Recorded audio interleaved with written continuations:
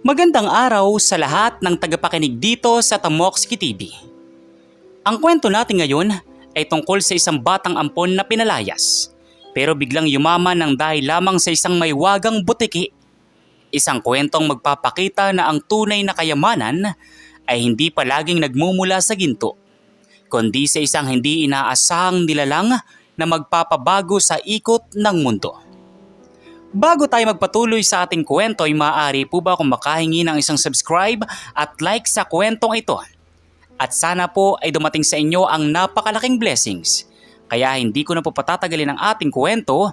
Tara po at simulan na po natin. Sa isang liblib at tahimik na bayan ng San Guillermo, nabubuhay ang 11 taong gulang na si Lito. Si Lito ay isang batang ampon. Hindi niya kilala ang kanyang tunay na mga magulang. Ang tanging alam niya ay pinulot lamang siya ng mag-asawang sina June at Julia noong siya ay sanggol pa lamang. Noong una, noong nabubuhay pa ang biyaya sa pamilya, maayos naman ang pagtrato sa kanya. Ngunit nang magsimulang maghirap ang mag-asawa at dumanas ng sunod-sunod na kamalasan sa kanilang maliit na negosyo ng palay, unti-unting nagbago ang ihip ng hangin. Ang dating pagmamahal ay napalitan ng puot, paninisi at matinding kalupitan. Sa bawat pagkakamali ng bata, isang mabigat na parusa ang kanyang natatanggap. Isang gabi, habang bumubuhos ang napakalakas na ulan at kumukulog ng pagkakalakas-lakas, nagkaroon ng matinding pagtatalo sa loob ng lumang bahay ni June at Julia. Si Lito ay nakaupo lamang sa isang madilim na sulok ng kusina, nanginginig sa takot at ginao, habang yakap-yakap ang kanyang mga tuhod. Hindi ko na kaya, June. Sinasabi ko sa iyo, ang batang iyan ay nagdadala ng malas sa buhay natin. Simula nung kupkupin natin ang ampun na iyan, hindi na tayo narepene ng swerte. Nawalan ka ng trabaho, nasunog ang bodega natin. At ngayon, baon na tayo sa utang. Parang isang sumpa ang batang iyan sa pamamahay na ito. Huminahon ka, Julia. Alam mo namang wala tayong ibang mapaglalagyan sa kanya. Pero aminin ko, napapagod na rin ako. Ang bigat-bigat na ng gastusin. Tapos palamunin pa natin siya. Wala naman siyang naitutulong kundi ang mag-aksaya ng pagkain dito. Na Julia? Tatay June? Patawad po. Gagalingan ko na po sa paglilinis. Hindi na po ako kakain ng marami. Basta wag niyo lang po akong paalisin. Takot po ako sa dilim sa labas. Pakiusap po. Ngunit ang mga luha at pagsusumamo ng batang si Lito ay tila bumagsak lamang sa matigas na bato. Walang nangyari ng awa sa puso ng mag-asawa. Sa halip na kaawaan, mas lalo pang nag-alab ang galit ni Julia. Nilapitan niya ang bata, hinawakan sa braso ng napakahigpit at marahas na hinila patungo sa pintuan ng kanilang bahay.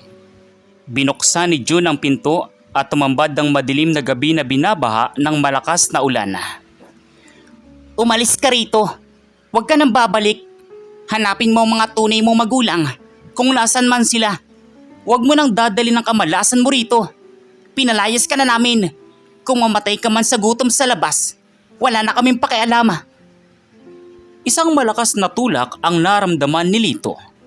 Napasubasob ang bata sa maputik at basang lupa sa labas ng bakuran. Kasabay nito ay ang malakas na pagbagsak ng pinto ng bahay. Nilagyan pa ito ng mag-asawa ng mabibigat na trangka upang matiyak na hindi makakabalik ang bata. Umiyak ng napakalakas si Lito. Ang patak ng ulan ay humalos sa kanyang mga luha. Ang lamig ng gabi ay dahan-dahang pumasok sa kanyang mga buto. Waribay tinalikuran na siya ng buong mundo. Sa gitna ng dilim, wala siyang ibang matakbuhan. Naglakad siya ng walang patutunguhan, habang ang kanyang mga paang walang tsinelas ay nasusugatan sa mga matatalas na bato sa daan. Makalipas ang ilang oras na paglalakad sa ilalim ng unos, nakakita si Lito ng isang lumang abandonadong dampa sa gilid ng kagubatan. Ang bubong nito ay sira-sira na at ang mga dingding ay gawa sa bulok na kahoy. Ngunit sapat na ito upang magsilbing silungan laban sa direktang patak ng ulan. Pumasok ang bata sa loob. pumuwesto sa pinakatuyong sulok. At doon ay nagpatuloy sa pag-iyak habang nanginginig sa matinding ginaw. Bakit po ba ganito ang buhay ko? Ano po bang kasalanan ko para itapon ako ng ganito? Sumpa nga ba talaga ako? Sana ay kinuha nyo na lang ako kung ganito rin lang na walang magmamahal sa akin. Habang nakasadlak sa matinding kalungkutan at kawalan ng pag-asa ang bata, isang kakaibang tunog ang narinig niya mula sa kisame ng abandonadong dampa. Isang tunog na pamilyar, ngunit sa pagkakataong ito ay may ibang tono.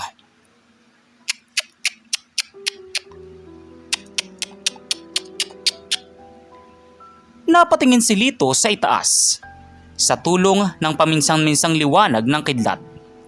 Nakita niya ang isang napakalaking butiki. Ngunit hindi ito ordinaryong butiki. Ang kulay ng balat nito ay hindi karaniwang abo o kaya manggi. Ito ay may kakaibang kinang ng animoy pilak na nagre-reflect sa tuwing tumatama ang liwanag ng kalikasan. At ang pinakanakakapagtaka, ang mga mata ng butiki ay kulay ginto, na tila nakatingin ng diretso sa mismong mga mata ng umiiyak na bata. Karaniwan, ang mga bata ay natatakot sa mga ganitong uri ng reptilya, lalo na kung malaki at kakaiba ang itsura nito. Ngunit sa hindi maipaliwanag na dahilan, walang naramdamang takot si Lito. Salip, naramdaman niya ang isang kakaibang init na tila pumapawi sa lamig na dala ng ulan. Maging ikaw ba'y nag-iisa rin? Pinalayas ka rin ba ng pamilya mo kaya ka nandito sa lumang dampang ito? Huwag ka mag-alala. Hindi kita sasaktan. Magkasama na tayo ngayon dito. Ang butiki ay dahan-dahang gumapang pababa mula sa kisame. Dumaan sa bulok na dingding hanggang sa makarating ito sa mismong tabi ng binti ni Lito. Hindi ito natakot sa tao. Tumitig ito sa bata at muling nag-ingay ng 4 na beses. Sa bawat tunog nito, napansin ni Lito na may lumalabas na parang maliit at maningning na pulbos mula sa balat ng butiki, na nagdulot ng banayad na liwanag sa madilim na silid. Ngunit hindi alam ni Lito, ang butiking ito ay hindi isang simpleng hayop lamang. Ito ang tinatawag sa mga lumang kwentong bayan na ang tagapangalaga ng nakatagong yaman ng lupa. Isang nilalang na nagpapakita lamang sa mga taong may busilak na puso at nakaranas ng labis na kawalang katarungan. Habang ang gabi ay lumalalim, dahil sa matinding pagod at gutom, unti-unting napatulog si Lito. Ang maywagang butiki ay nanatili sa kanyang tabi, na tila nagbabantay sa kanyang pagtulog upang walang anumang masamang espiritu o mababangis na hayop ang lumapit sa bata. Kinaumagahan, sumikat ang araw at tumigil na ang ulan. Nagising si Lito dahil sa init ng sikat ng araw na tumatama sa kanyang mukha. Unang pumasok sa kanyang isipan ang gutom. Ang kanyang tiyan ay humihingi na ng pagkain. Tiningnan niya ang kanyang tabi, ngunit wala na doon ang mahiwagang butiki. Umalis na pala siya. Akala ko'y may kasama na ako dito. Ngunit nang tangkain ni Lito na tumayo upang lumabas at maghanap ng makakain o mapagkakakitaan sa bayan, may napansin siyang isang bagay sa mismong lugar kung saan natulog ang butiki kagabi.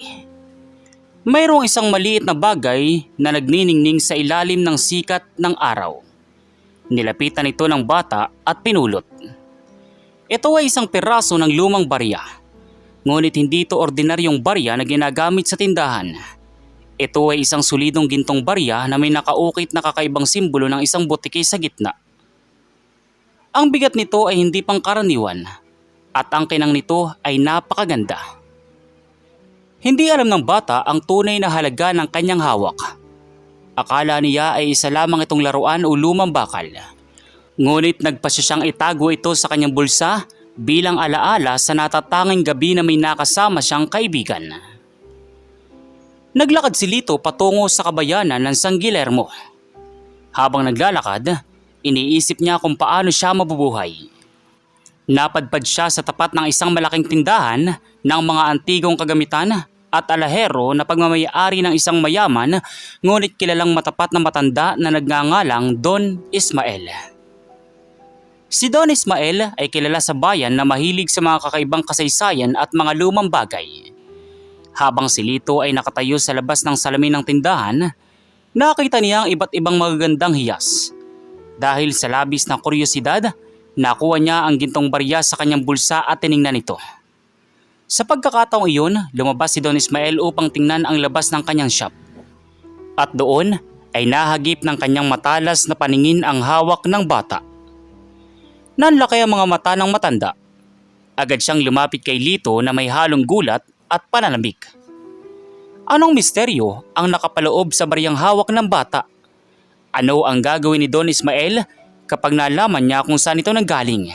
At ano ang magiging reaksyon ni na June at Julia kapag nalaman nilang ang batang pinalayas nila ay may hawak na palang kayamanan? Nakatayo si Lito sa tapat ng marangyang tindahan ng mga antigong kagamitan. Marami ang suot ng damit, walang tsinelas at nanginginig pa ang mga kamay habang pinagmamasdan ang hawak na barya.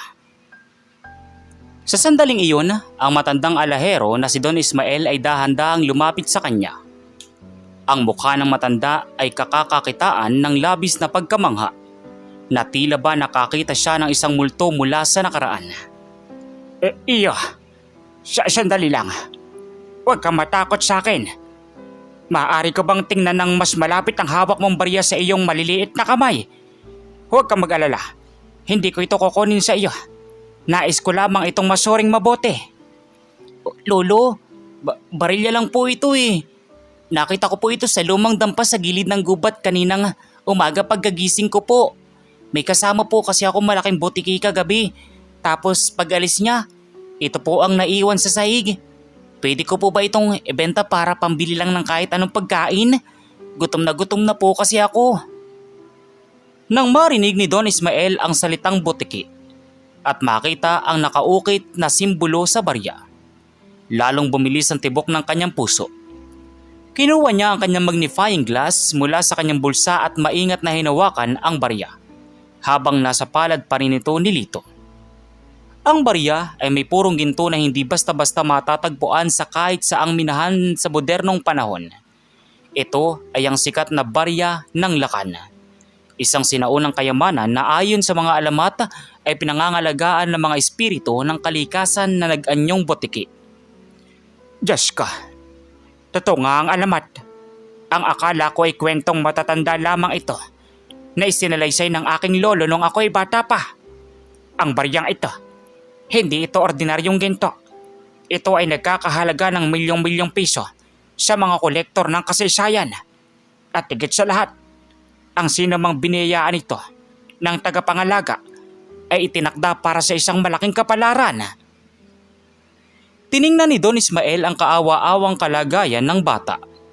Bakas sa mukha ni Lito ang gutom, pagod at ang bakas na mga luha mula sa malupit na gabi ng pagpapalayas. Bilang isang taong may mabuting kalooban at walang naging anak, nakaramdam ng matinding awa at koneksyon ang matanda sa batang si Lito. Iyo. Halika sa loob ng aking tindahan. Huwag kang mag-alala sa pagkain. Ipapahanda ako ang pinakamasarap na almusal para sa iyo. At tungkol sa baryang ito, hindi lang pagkain ang kaya nitong ibigay sa iyo. Kaya nitong baguhin ang buong buhay mo.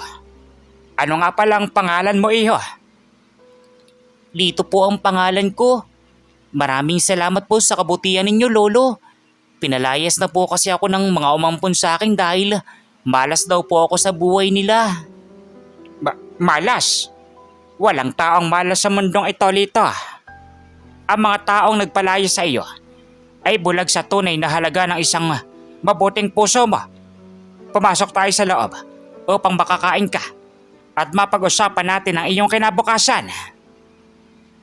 Habang masayang kumakain si Lito sa loob ng marangyang tanggapan ni Don Ismael, sa kabilang dako naman ng bayan, sa loob ng lumang bahay ng mag-asawang June at Julia, ay tila naghahari ang mabigat na enerhiya. Bagamat nagawa nilang palayasin ang bata na itinuturing nilang pabigat, hindi pa rin gumagaan ang kanilang pamumuhay. Sa halip na swertehin, isang panibagong dagok ang dumating sa kanila sa mismong umagang iyon.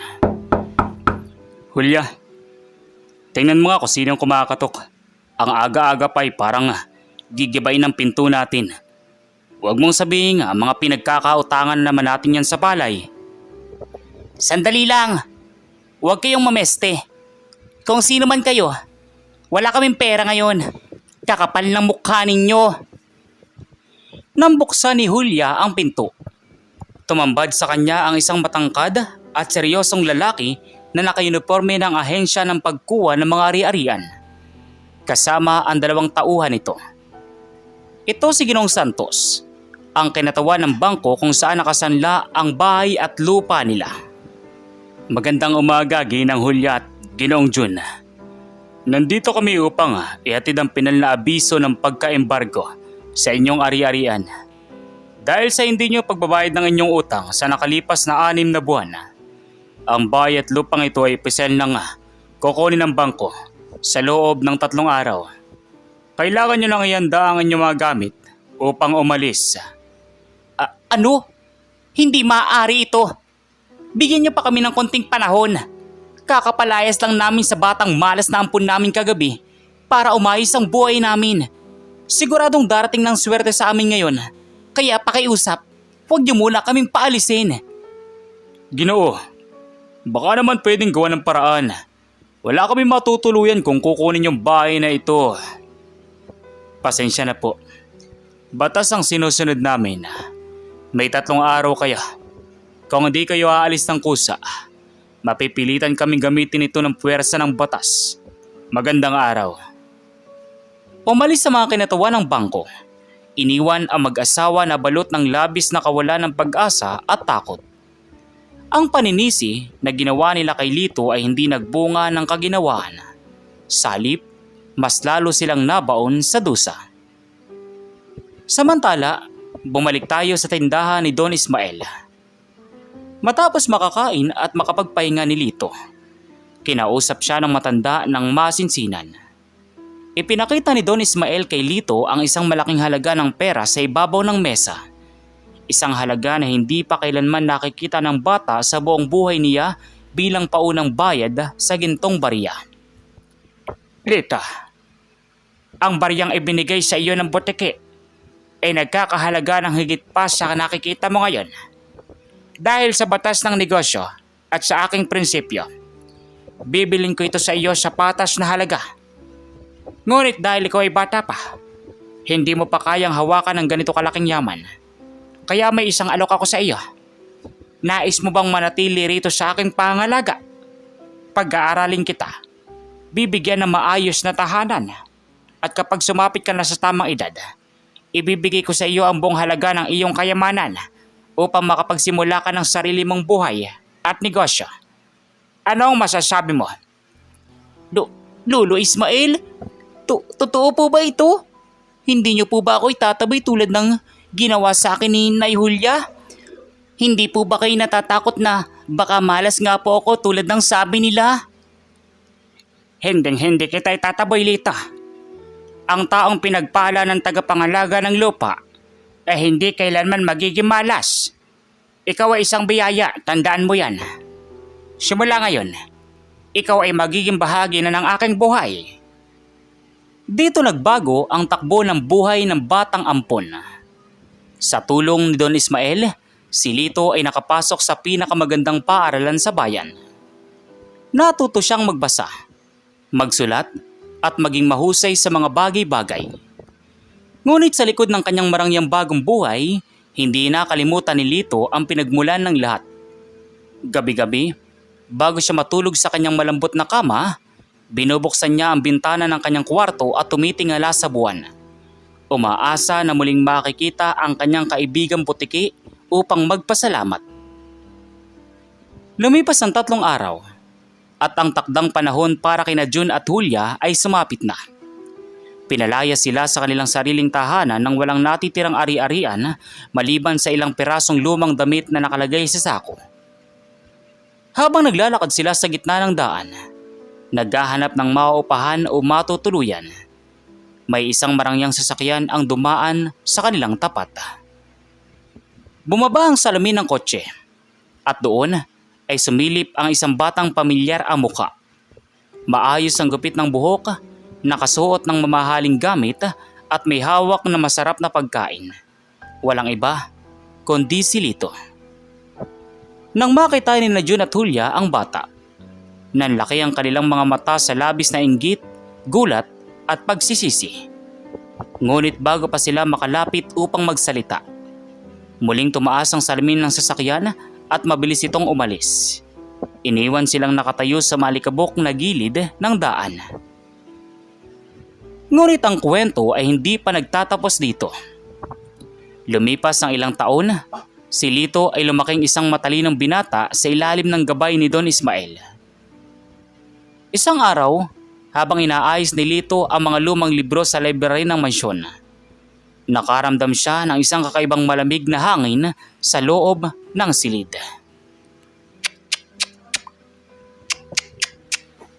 Napalingon si Lito sa pader. Doon, muling nagpakita ang mahiwagang butiki na may gintong mga mata. Ngunit sa pagkakataong ito, hindi lang ito basta nakatitig. May hawak na naman itong isang bagay sa kanyang bibig. Isang bagay na mas malaki, mas nagniningning at nagtataglay ng isang kakaibang mapa. Isang mapa na magdadala kay Lito sa isang mas malaking sikreto na hindi lamang magpapayaman sa kanya, kundi maglalagay din sa kanya sa isang napakatinding panganib. Anong misteryo ang nakatago sa mapang dala ng butiki?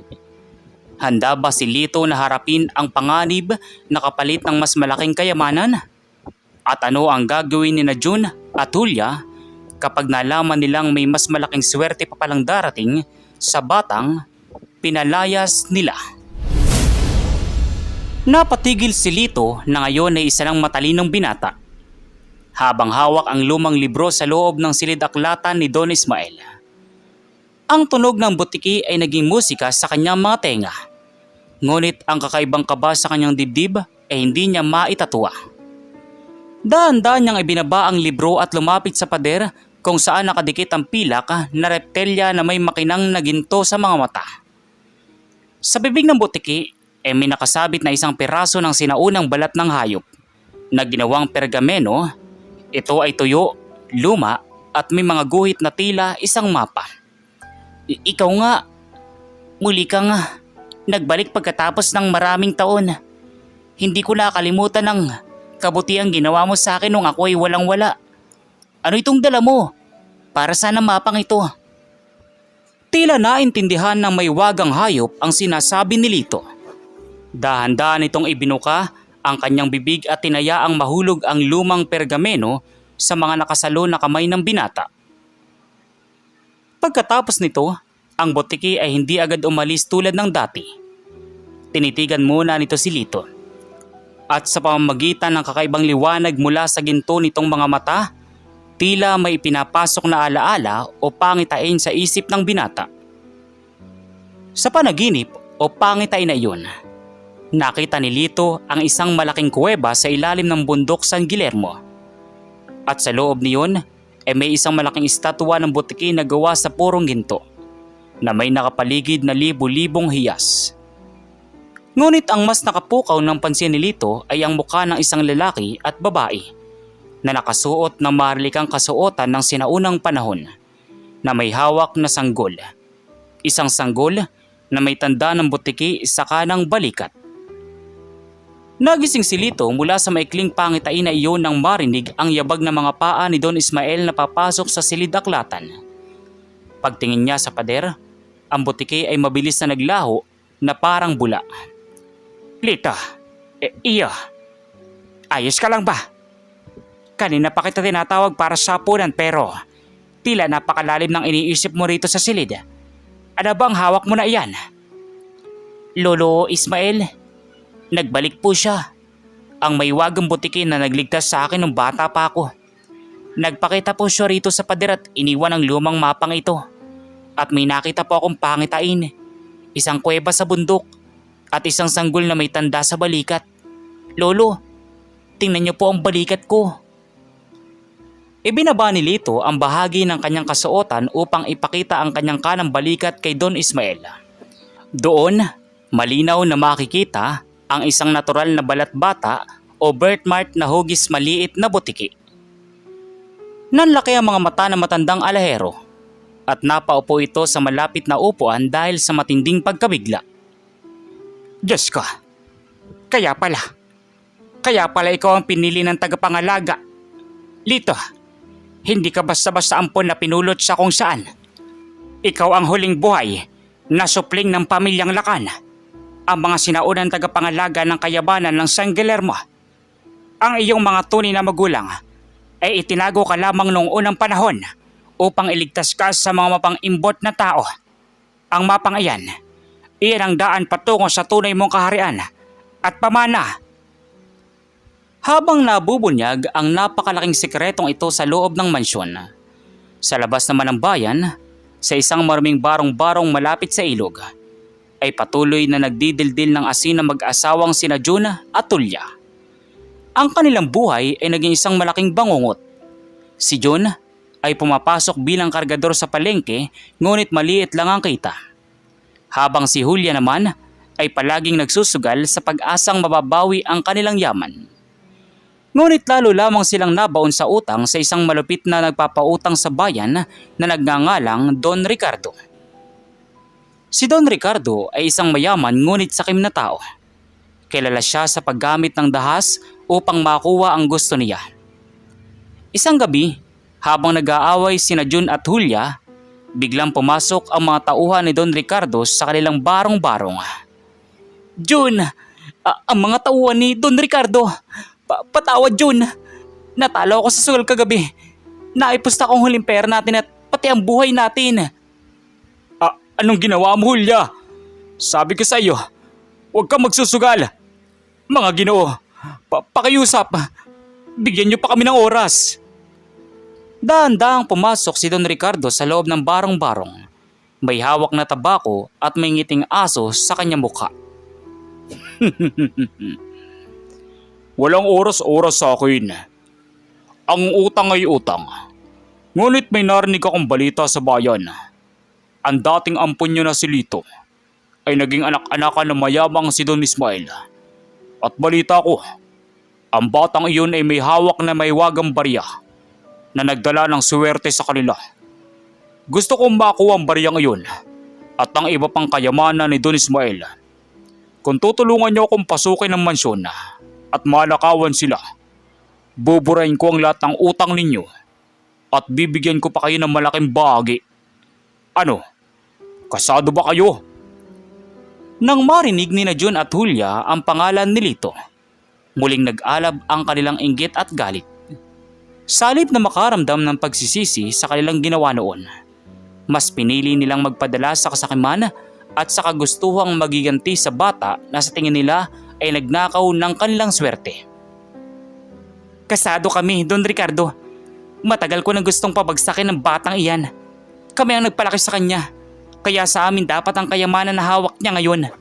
Sabihin mo lang kung ano ang dapat naming gawin. Gagawin namin, Don Ricardo. Alam namin ang mga kahinaan ng bata. Madali siyang mauto kapag pinag-usapan ng kanyang nakaraan. Gagamitin namin yun upang pasukin ang mansyon. Samantala, walang kamalay-malay si Lito sa masamang balak na binubuo laban sa kanya. Kasama si Don Ismael, pinag-aralan nilang mabuti ang mapa.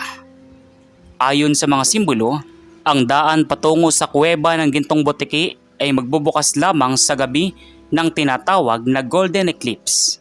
Isang pambihirang pagkakataon kung saan ang buwan ay magkukulay ginto dahil sa posisyon ng mga bituin. At ang eclipsing iyon ay mangyayari sa susunod na gabi na. Lolo Ismael, kailangan natin pumunta sa bundok San Guillermo bukas ng gabi.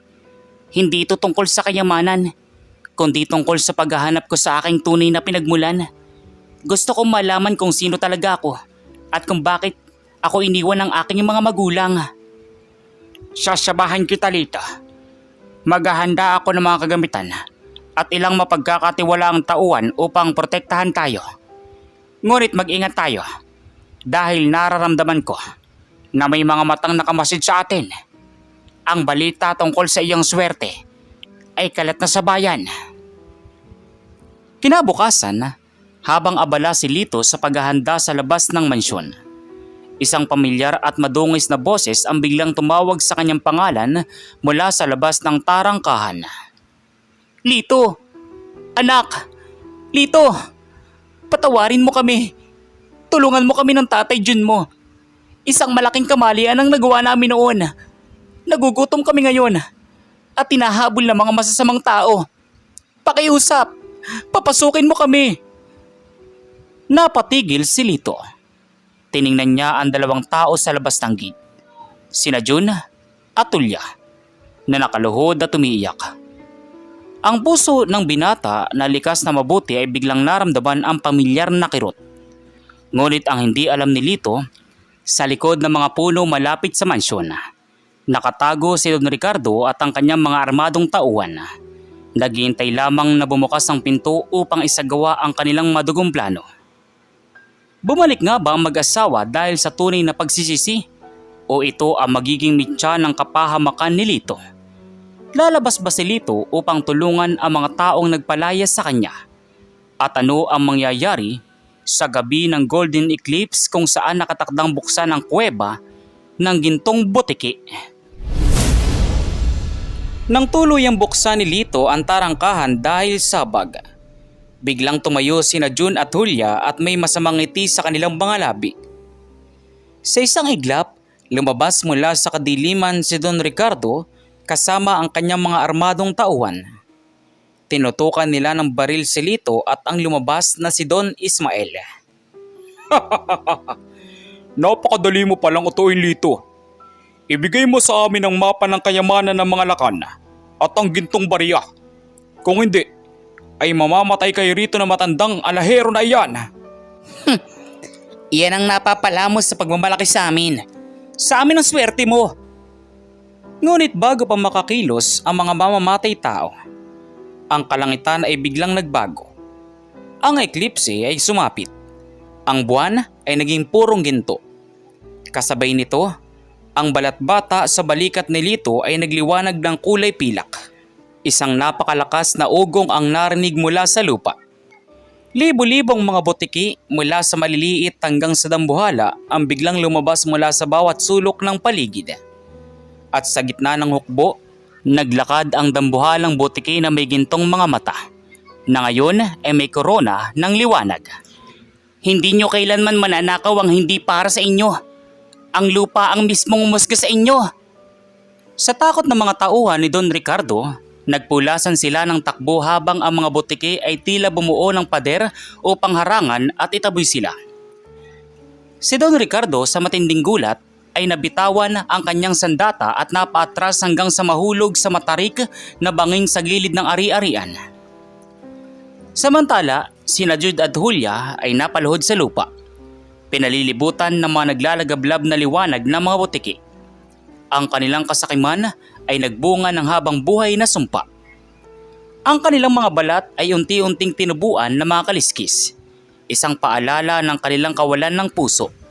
Sila ay mabilis na tumakbo patungo sa kagubatan, habang buhay na magtatago bilang mga nilalang ng dilim. Dahan-dahang lumapit ang maywagang butiki kay Lito. Sa isang iglap, ang barya at ang mapa ay naglaho. At ang dambuhalang kuweba sa bundok ay bumukas sa paningin ng lahat. Nagpapakita ng isang maunlad at masaganang lupain na nakatago sa mundo. Si Lito ay opisyal nang kinilala bilang ang tunay na lakan, ang pinuno at tagapangalaga ng San Guillermo. Saksi ako sa iyong pagbabalik, Lakan Lito. Ang kabutihan mo ang nagligtas sa bayang ito. Salamat, Lolo Ismael.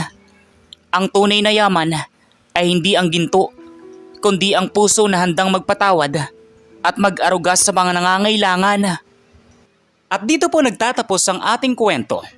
At ang aral sa kwentong ito ay ang tunay na swerte at kayamanan ay hindi nagmumula sa material na bagay, kundi sa busilak at tapat na kalooban. Ang mga taong mapang-api at nagpapadala sa kasakiman, tulad ni Jun at Hulya, ay kalaunang dumaranas ng sarili nilang kapahamakan. Ngunit ang mga taong may mabuting puso at marunong tumanaw ng utang na loob, gaya ni Lito, ay palaging itataguyod ng tadhana sa tamang panahon. Huwag nating husgahan ang isang tao sa kanyang panlabas na kalagayan dahil ang bawat isa sa atin ay may nakalaang natatanging plano at dakilang tadhana. Kayo, ano pong masasabi nyo sa kwento natin ngayon at kung ano mga aral po ang mga natutunan ninyo? Maaari nyo po bang i-comment dito po sa baba sa comment section para muli ko pong mabasa. So once again, inuulit ko pong muli. Ako po si Tamoxki TV. Kita-kita po tayong muli sa mga susunod pa nating maraming mga kwento. Thank you and God bless you all. Peace out.